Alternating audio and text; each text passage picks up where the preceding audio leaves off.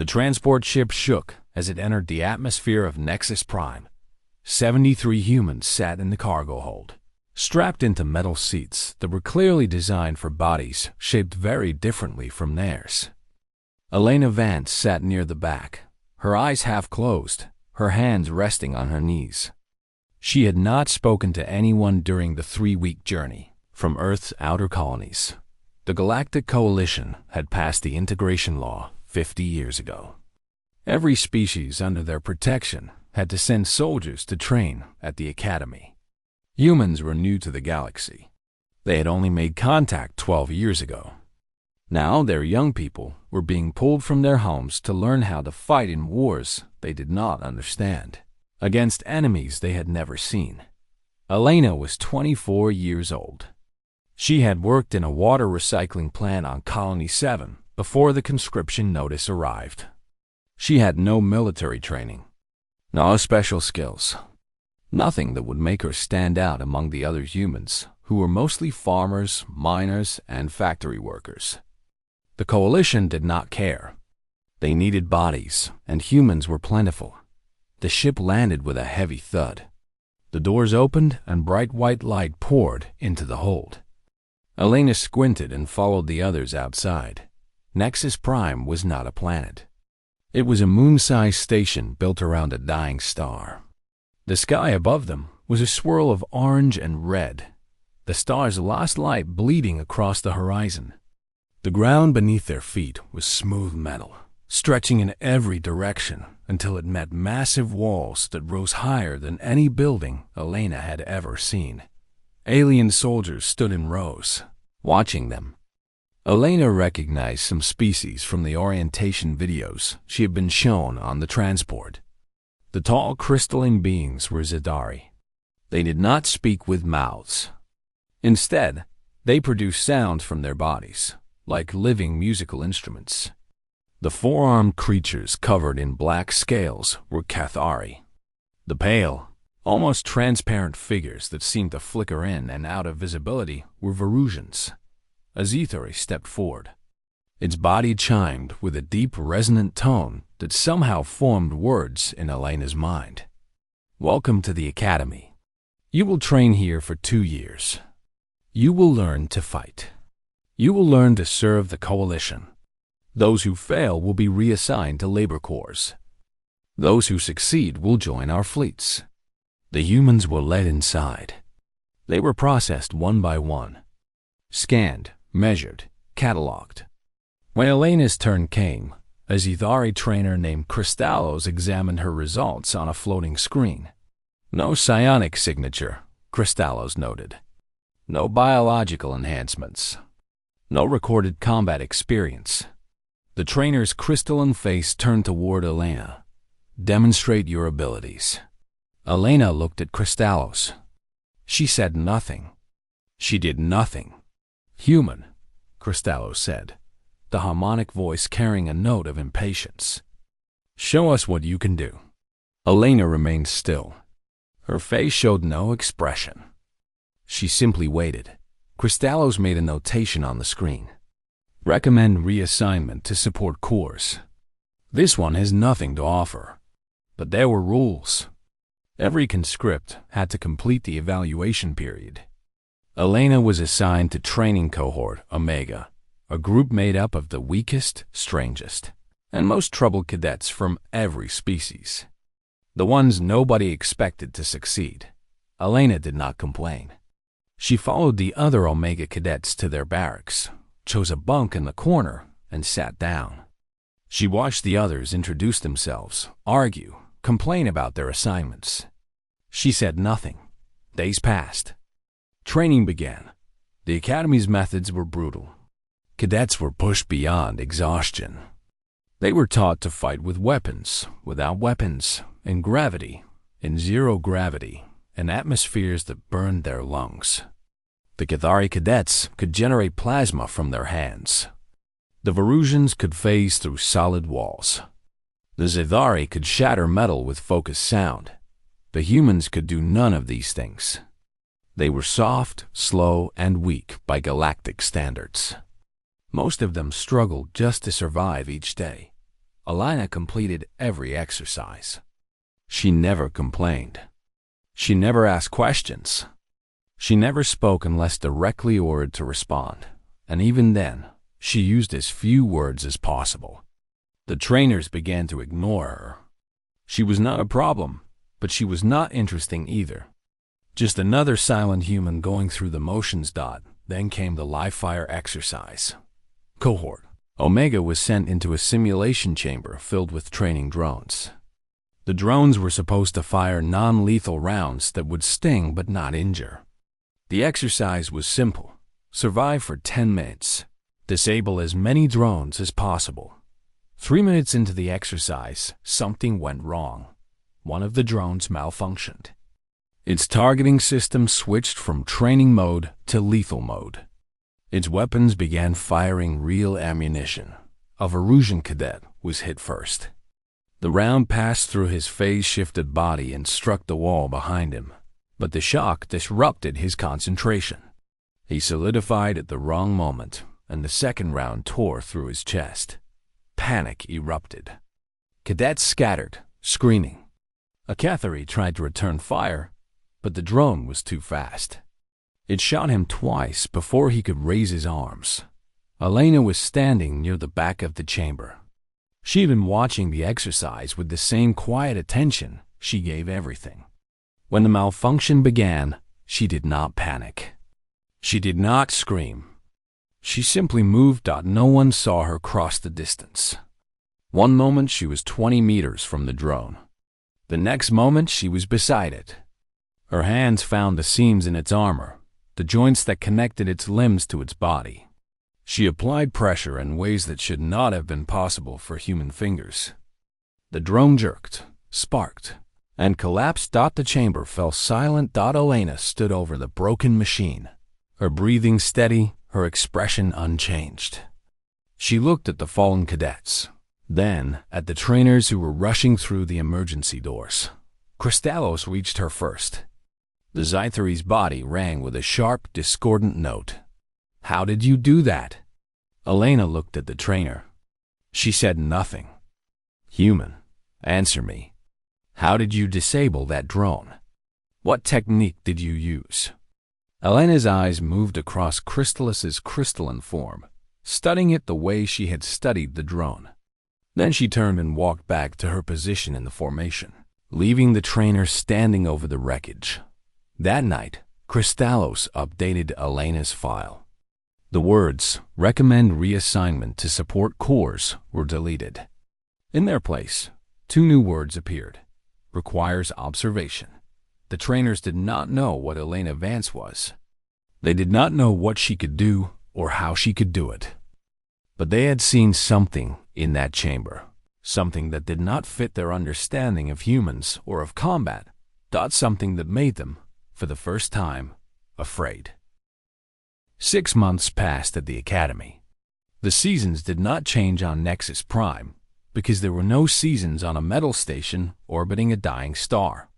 But the cadets changed. They grew stronger, faster, harder. They learned to kill in dozens of ways.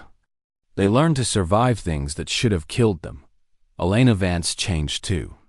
Though no one could say exactly how. The other cadets in cohort Omega had started calling her Ghost. She moved through the barracks like a shadow. She sat alone at meals.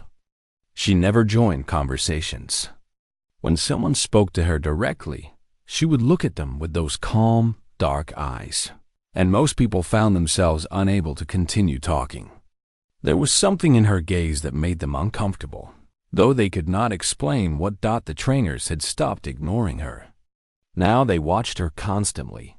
Trainer Velkoth was a Mirathi, a species with 7 limbs and a body built for combat. His people had been warriors for 100,000 years.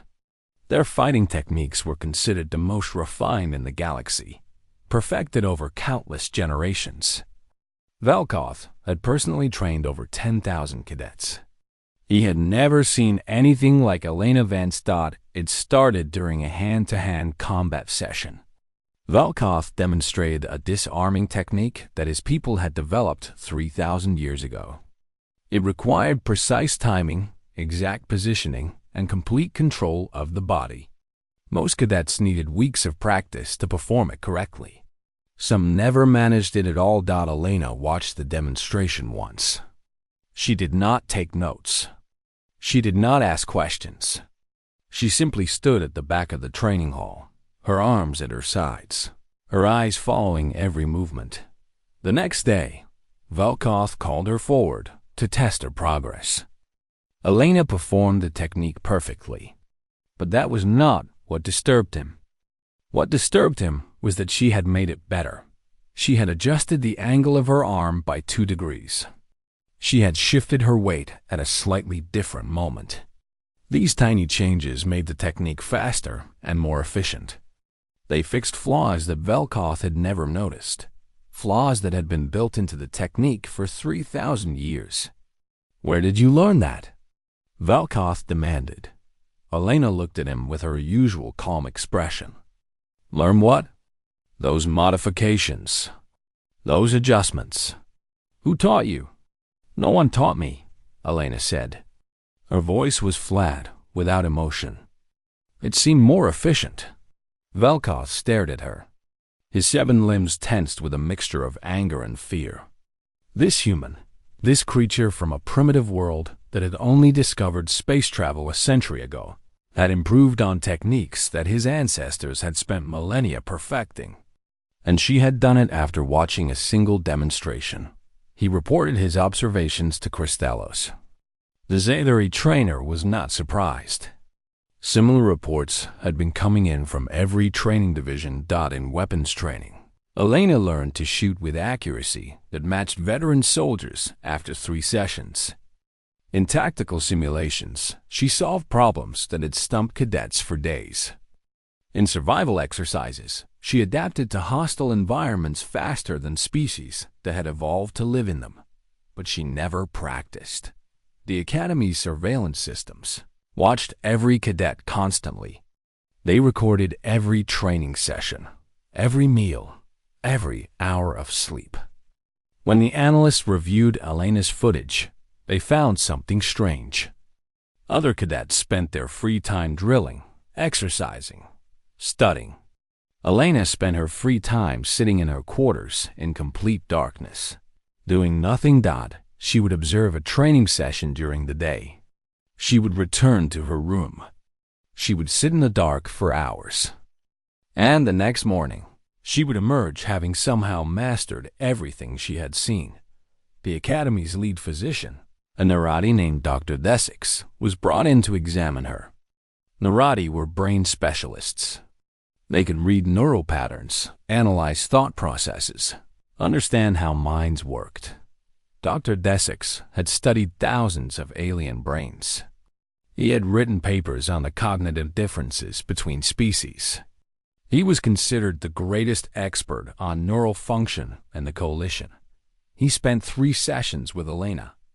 During those sessions, she barely spoke. She answered his questions with single words or short phrases. She submitted to his scans without complaint. She looked at him the same way she looked at everything else, with quiet, patient attention. After the 3rd session, Dr. Desix submitted his resignation from the project. His report contained only 1 sentence. "She is not learning from us. She is learning us." He refused to explain what he meant. He refused to continue the evaluation. He left Nexus Prime on the next transport and never returned. The situation came to a head during a multi-species squad exercise. Cohort Omega was sent into a complex urban simulation, tasked with reaching an extraction point while avoiding enemy patrols. The exercise was designed to be difficult but possible. Most cohorts completed it with moderate casualties. Omega walked into an ambush. The enemy units had been positioned perfectly to catch them in a crossfire. The cadets panicked. Some tried to retreat. Some tried to fight. Some froze, overwhelmed by the chaos. Elena did not panic. She walked forward. She moved through the kill zone with her eyes half closed, her body swaying slightly with each step. Enemy fire filled the air around her. Rounds passed within centimeters of her head, her arms, her chest. None of them hit her dot. It was impossible. The enemy units were using targeting computers. Their weapons were designed to track movement, predict trajectories, ensure kills. But Elena moved in ways their systems could not predict. She seemed to know where every shot would go before it was fired. She reached the first enemy position in 4 seconds. She killed the soldier there with a single strike. She moved to the second position, then the third. Then the fourth. 11 enemies fell in 14 seconds. Elena had used only a training blade. When the simulation ended, the trainers reviewed the footage in silence. They watched her movements frame by frame. They analyzed her timing, her positioning, her technique. Everything she did was perfect. Not just good. Not just skilled. Perfect, in a way that should not have been possible for any organic being. Kristallos called an emergency meeting that night.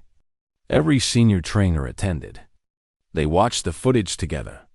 They read the reports from Velkoth and the other instructors.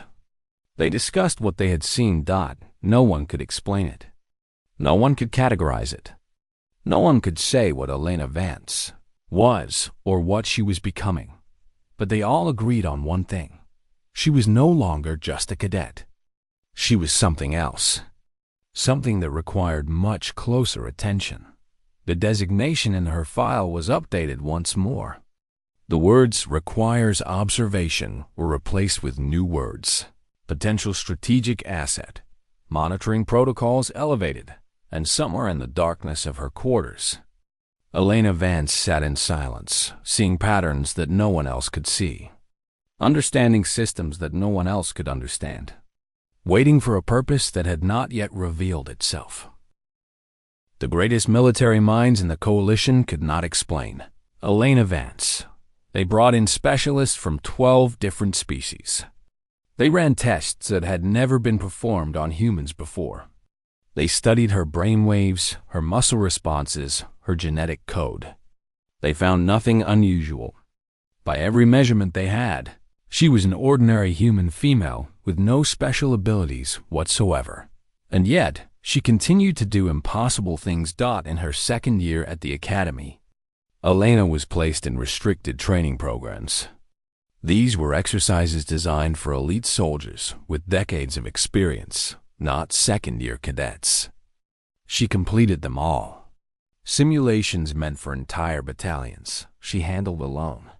Tactical puzzles that had stumped admirals, she solved in minutes. Survival exercises on death worlds with toxic atmospheres and predatory wildlife. She walked through as calmly as if she were strolling through a garden. The trainers stopped trying to challenge her. Instead, they started trying to understand her. Kristallos assigned a team of observers to watch her around the clock. They recorded everything she did. They analyzed her sleep patterns, her eating habits, her physical movements. They tracked her eye movements during training sessions, trying to understand what she was looking at, what she was seeing. The data made no sense. Elena spent most of her observation time looking at things that seemed completely unimportant. The way a trainer shifted their weight, the rhythm of a guard's patrol, the slight variations in how the mess hall served food each day. She was gathering information constantly, but no one could figure out what she was doing with it. One night, one of her cohort mates finally confronted her. Solon was a Cathari, one of the fire-blooded warriors whose people could generate plasma from their bodies. He was proud, aggressive, and direct. He had trained beside Elena for 18 months, and he was tired of the mystery. He found her in the barracks, sitting on her bunk in her usual position, staring at nothing. "What are you?" he demanded. "I have trained with you for a year and a half. I have watched you do things that should not be possible. I have seen you learn techniques in hours that take others years. And I do not know if you are a genius or a machine or something worse." Elena looked at him. Her expression did not change. "Tell me," Solon pressed. "Give me something, anything. I deserve to know what I am training beside. For a long moment, Elena said nothing. Then, slowly, she began to speak. Her voice was quiet, but clear. When you look at a battlefield, what do you see? Solon frowned. Enemies, allies, terrain, weapons, threats. And you process them one at a time, Elena said. You see an enemy, you assess the threat, you decide how to respond. Then you move to the next thing. Prioritize, react, adapt. That is how every species here thinks. Even the ones with 3 brains. That is how combat works, Solon said. That is how combat works for you. Elena's dark eyes held his gaze. I do not see it that way. When I look at a battlefield, I do not see chaos. I do not see separate things happening at the same time. I see a system. Every variable connected to every other variable. Every action leading to every reaction. Every cause creating every effect. Solon's flames flickered uncertainly. I do not understand. I do not react to what is happening, Elena continued. I see what must happen. The outcome is already determined by the conditions that exist before the first shot is fired. The only question is whether the people involved understand the system well enough to see it. She paused. They never do. But I do. You are saying you can predict the future? Not predict, perceive. There is no magic. No special power. I simply see the patterns that others cannot see. I understand how systems work. Combat, politics, societies, individuals. They are all systems. They all follow rules. And once you understand the rules, the outcomes become obvious. Solon stared at her. His flames had gone still, which was unusual for a Cathari. It meant he was deeply unsettled. That is impossible, he said. No mind can process that much information. No brain can hold that many variables. Your brain cannot, Elena agreed. Neither can the Zithari or the Verusians or the Mirithi. But I am human. Our brains evolved differently. We develop pattern recognition to survive on a world full of predators. Most humans use that ability for simple things. Finding food. Reading faces. Sensing danger. Her lips curved slightly, the ghost of a smile. Mine just works better than most. She fell silent after that. She had said more words in 3 minutes than she had in the previous 3 months combined. Solon stood frozen, processing what he had heard. Then he turned and walked away. He went straight to Kristallos and reported the conversation. Within hours, Elena was summoned to the restricted simulation chambers. The Academy's command staff had prepared a final evaluation, a war game that would test everything she had learned. Her opponents would be the elite instructor cadre, 12 veteran warriors from 12 different species. Each of them had centuries of combat experience. Each of them had killed hundreds of enemies. Together, they represented the finest military talent in the coalition. Elena's team was Cohort Omega, the rejects and misfits she had trained beside for 2 years. The simulation began at dawn. Omega was outnumbered, outgunned, and outmatched in every way that could be measured. The instructors expected the exercise to last 15 minutes at most. It lasted 3 hours. Elena did not take command. She was not appointed leader. She simply began to speak, quietly, offering single words to her teammates. Left, wait, now, down, fire.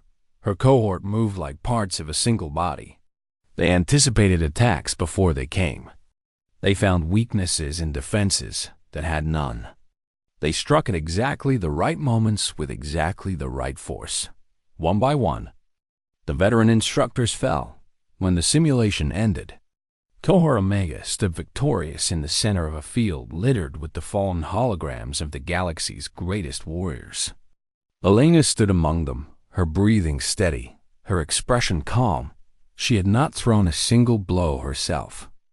She had simply told others what to do, and they had done it. And that had been enough. Cristallo shut down the simulation and stared at the human female who had just defeated a combined force of elite soldiers using nothing but words. The official report was filed that evening. It contained one recommendation: human. Vance possesses an intuitive understanding of combat dynamics that exceeds current coalition modeling capabilities. She is no longer suitable for standard military assignment.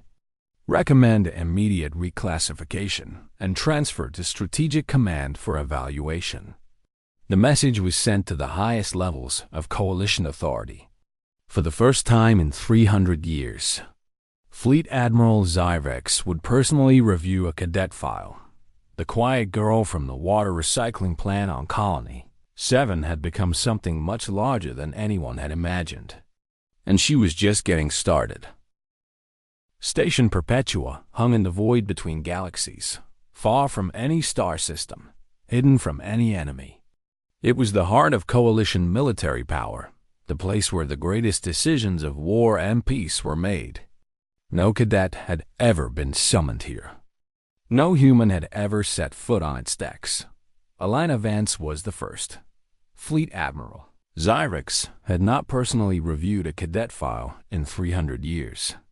He was ancient even by the standards of his species, a being of pure energy contained within a mechanical shell that had been rebuilt 17 times over the centuries. He had commanded fleets in wars that modern soldiers only read about in history texts. He had seen empires rise and fall. He had watched species evolve and go extinct. Nothing surprised him anymore. Or so he had believed. Elena's file sat before him on a floating display. Beside it were 17 intelligence reports, 4 psychological evaluations, 3 of which were incomplete because the evaluators had refused to continue, and a single message from Trainer Cristallos that had prompted this meeting. The message read, "This human does not belong in a training program. She never did. She has been evaluating us since she arrived. I believe she already knows more about coalition military doctrine than our own strategic command. She has not been a student here. She has been conducting reconnaissance. The question is, for what purpose?" Zarvex had summoned the War Council. 12 admirals from 12 species sat around the great table in the chamber at the heart of the station. 36 senior commanders stood behind them. This was the highest concentration of military authority in the known galaxy. Enough firepower and political power to reshape civilizations. Elena was brought before them in simple cadet clothes, her hands unbound, her expression calm. 2 guards walked beside her, though both of them seemed nervous. She did not seem nervous at all. Elena Vance of Earth Colony 7, Zyrevex began, his mechanical voice echoing through the chamber. "You have been brought here to answer questions about your nature and your intentions. The council will hear your testimony."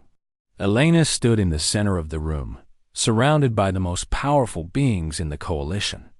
She looked at each of them in turn, her eyes moving slowly from face to face. Pausing on each one just long enough to make them uncomfortable, she said nothing. "You will answer our questions," Admiral Kethmara of the Kethari Dominion growled. "This is not optional." Elena's gaze settled on him. She remained silent. "Human," Cristallos chimed from their position among the observers. "You have demonstrated abilities that exceed normal parameters. You have defeated our finest warriors in simulation. You have learned our tactics faster than should be possible. Explain yourself." Elena tilted her head slightly. "What would you like me to explain?" "What are you?" Zyrex asked directly. "Our scientists have found no abnormality in your biology. Our psychologists cannot analyze your mind. Our tacticians cannot understand your methods. What are you?" "I am human," Elena said simply. "That is not an answer. It is the only answer I have." Elena's voice was calm, almost gentle. "I am exactly what I appear to be." A human female from a farming colony. I have no special powers, no hidden technology, no genetic modifications. I simply see things differently than you do. Then explain how you defeated the instructor cadre, Admiral Velthrix demanded. Explain how you learned techniques in hours that take centuries to master. Explain how you move through kill zones without being hit. I see patterns, Elena said. I see systems. I understand how things connect to each other. Combat is a system. Your military is a system. Your coalition is a system. Once you understand how a system works, you can predict what it will do. Once you can predict what it will do, you can position yourself within it. The admirals exchanged uneasy glances. None of them fully understood what she was describing, but all of them felt something cold in their chests when they heard her words. Zyrvex leaned forward in his command throne. If you see systems so clearly, then answer this question. If you were our enemy, could you defeat us? The chamber fell absolutely silent. Every eye focused on the small human female standing alone before the might of galactic civilization. Elena considered the question. Her eyes moved across the room, touching on each face, each uniform, each weapon, each piece of technology. She was reading them, the admirals realized. Even now, even here, she was analyzing them. Then, for the first time anyone had seen, she smiled. It was a small smile, cold and without comfort, and it made several of the commanders step back involuntarily. I would not need to fight you, she said quietly. I would simply tell the hegemony where your hidden shipyards are located. The ones in the Veth Nebula, the ones behind the Null Zone, the ones you think no one knows about. Zyrvex's mechanical form went still. I would inform the collective about the backdoors in your encryption protocols, the vulnerabilities that allow you to monitor their communications. They would not be happy to learn how much you have been spying on them. Admiral Kethmar's flames erupted in shock and anger. I would leak to the swarm the migration patterns of the Verusian home fleet, the patterns you have been hiding from them for the past decade. They would very much like to know why their traditional prey has been avoiding their hunting grounds. The Verusian admiral flickered violently. Nearly losing cohesion, Elena continued speaking, her voice never rising above a conversational tone. I learned all of this in my first year. From observation. From the patterns in your communications, your logistics, your personnel rotations. You are a system, Admiral. Every system has vulnerabilities. Every system can be read by someone who knows how to look. She paused and looked directly at Zyrvex. I could destroy the coalition without firing a single shot. I could set your allies against each other. I could expose your secrets to your enemies. I could unravel everything you have built over thousands of years, and I could do it in less than a month. The silence in the chamber was absolute. No one moved. No one breathed. But I am not your enemy, Elena said. Her smile faded, replaced by her usual calm expression. I am a conscript. I came here because your law required it. I stayed because I wanted to understand what the galaxy's greatest military power looked like from the inside. She let her gaze sweep across the room one final time. Now I understand. Zyrvex's voice was carefully controlled when he spoke. What do you want? To leave. To return to my colony. To be left alone. That is not possible. You know too much. You are too dangerous. Elena nodded as if she had expected this answer. Then let us discuss terms. Terms? Admiral Kethmar snarled. You are a prisoner.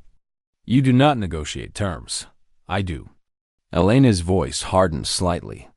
I have already sent a dead man signal. If I do not return to my assigned quarters within 1 standard hour, everything I have learned about the Coalition's secrets will be distributed to every faction you fear. The hegemony, the collective, the swarm. and a dozen others you have not told me about, but whose existence I have deduced."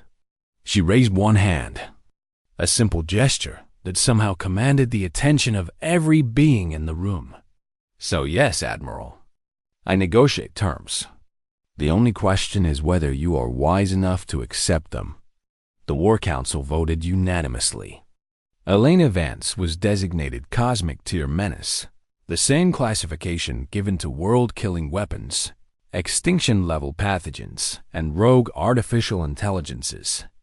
She was too dangerous to release, too valuable to destroy, and too unpredictable to control through normal means. But she had made her position clear. She was willing to cooperate under conditions, and the Coalition had no choice but to listen. When Elena walked out of the chamber 3 hours later, she was no longer a cadet. She was no longer a prisoner. She was something new, something the galaxy had never seen before.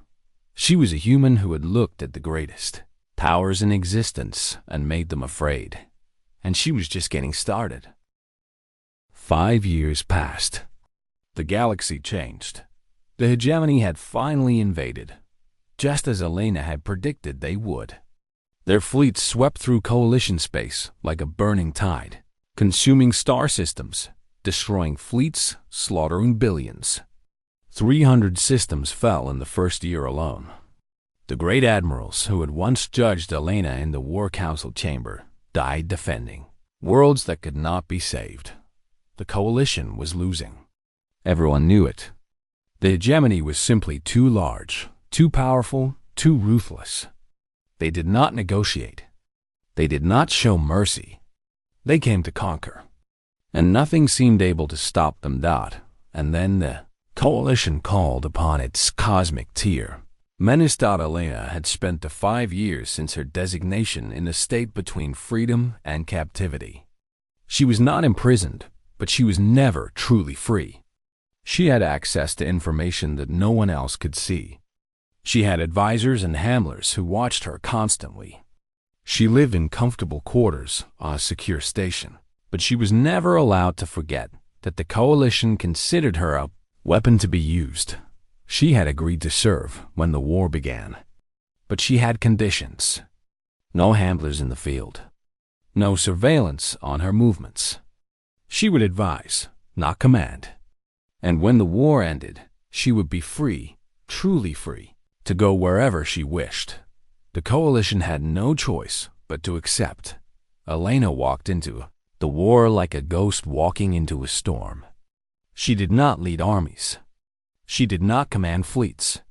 She simply appeared where she was needed, offered a few quiet words, and disappeared again.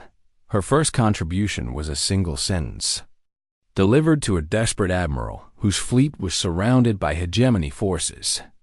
"Attack the third ship from the left. Ignore all others." The admiral thought she was insane. The third ship was a supply vessel, lightly armed, seemingly unimportant. But he had been ordered to follow her advice, so he attacked. The supply vessel exploded. The explosion triggered a chain reaction in the surrounding fleet. Their flagship lost power. Their coordination collapsed. The Coalition ships, outgunned and outnumbered, won a victory that should have been impossible. Elena had seen what no one else could see. The supply vessel was carrying unstable fuel. Its destruction would disable the flagship systems. The hegemony's battle plan depended on that flagship. Without it, they were vulnerable. She had known all of this from watching fleet movement patterns for 3 days. Word spread quickly. The cosmic tier menace was real. She could see things no one else could see. She could find weaknesses that did not seem to exist. She could turn impossible defeats into unlikely victories. Commanders began requesting her presence. They sent messages, begging for her guidance. Elena answered some of them. A few words here, a quiet observation there. Each piece of advice saved thousands of lives. Each insight turned the tide of a battle. She never celebrated. She never mourned. She walked through the war as she had walked through the academy, calm and silent and utterly alone. Solon found her one night on the observation deck of the Coalition flagship. He had risen through the ranks during the war, earning the title of captain through courage and skill. His flames burned brighter now, tempered by experience and loss. He had lost friends. He had lost cohort mates. He had lost parts of himself that would never return, but he had never forgotten the strange human woman who had once explained to him how she saw the world. Elena was standing at the viewport, staring at the stars, the light of distant suns reflected in her dark eyes. She did not turn when he approached, though he knew she had heard him coming. "Do you ever turn it off?" Solon asked. "The seeing?" Elena was quiet for a long time. The stars shifted slowly outside the viewport as the flagship moved through space. "No," she said finally. "Is it lonely?" Another long silence. Solon waited. He had learned patience in the war. He had learned that some things could not be rushed. "Imagine," Elena began, her voice soft, "knowing how every conversation will end before it begins. Every relationship, every friendship. You see the patterns, the trajectories, the inevitable conclusions. You know what people will say before they say it. You know what they want before they ask. You know how they will disappoint you, and how you will disappoint them." She turned to look at him. Her face was as calm as ever, but something moved behind her eyes, something old and tired. "People become equations to me, Solon. Predictable, finite. I do not connect with them. I solve them. And once someone is solved, there is nothing left to discover. No surprises, no mystery. Just patterns repeating until the pattern ends." Solon considered her words. His flames flickered gently, casting warm light across the observation deck. "That sounds terrible," he said honestly. "It is," Elena agreed. "It is the loneliest thing I can imagine. To see everything so clearly that nothing remains hidden. To understand everyone so completely that no one can ever truly be known." She turned back to the stars. "I have saved millions of lives in this war. I have turned defeats into victories. I have done things that should be impossible. And none of it matters to me, not really, because I knew I would do it all before I did it. There is no achievement when the outcome was never in doubt." Solon stepped closer to her. He reached out and placed a hand on her shoulder, a simple gesture of connection. She did not pull away, though he knew she could have predicted his movement, could have avoided it easily. "Maybe," he said slowly, "some of us do not mind being solved. If it means you are not alone in your head." Elena went still. For a long moment, she did not respond. Her eyes remained fixed on the stars, but something in her posture changed. Some tension that had been there for so long that it had become invisible. "I predicted you would say that," she said quietly. "I know. I predicted everything you have said tonight. Every word. Every pause. Every gesture. I know. Then why does it feel different?" Elena's voice was barely a whisper. "Why does it feel like something I did not see coming?" Solon smiled. His flames burned warm and steady. "Because knowing something will happen is not the same as experiencing it. You can predict that a sunset will be beautiful, but you still have to watch it to feel the beauty." He squeezed her shoulder gently. "You see the patterns, Elena, but patterns are not the same as meaning. Maybe some things have to be lived, not just seen." Elena said nothing, but she did not pull away. She stood with his hand on her shoulder, looking at the stars, and for the first time in years, she did not feel entirely alone. The war ended 6 months later. Elena's strategies had saved billions of lives. The hegemony retreated, broken and diminished. The coalition celebrated its greatest victory in 1,000 years.